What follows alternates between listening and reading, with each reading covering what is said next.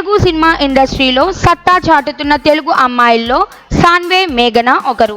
1998 September 12న హైదరాబాద్లో జన్మించిన ఈ ముద్దుగుమ్మ 2019లో సైరా నరసింహారెడ్డి చిత్రం ద్వారా వెండి తెరపైకి అడుగుపెట్టింది.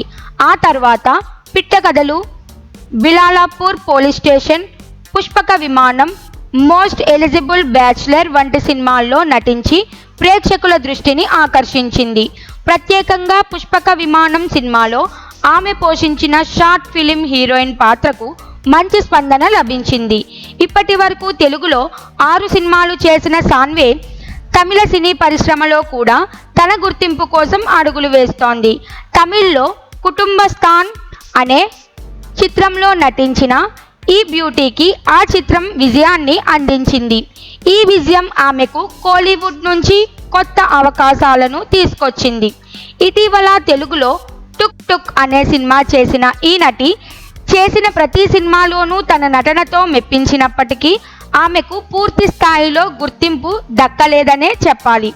అయితే తమిళ్లో వచ్చిన విజయంతో ఆమె కెరియర్ మళ్ళీ ఊపందుకునే అవకాశాలు కనిపిస్తున్నాయి.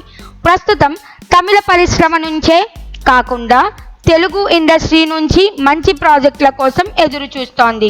ఇప్పటికైనా ఈ ప్రతిభావంతురాలైన నటి తెలుగు సినీ ప్రేక్షకుల ముందుకు ఓ హిట్ చిత్రంతో రాగలిగితే ఆమెకు కావలసిన క్రేజ్ సమయ వ్యవధిలోనే వచ్చేందుకు అవకాశం ఉంది.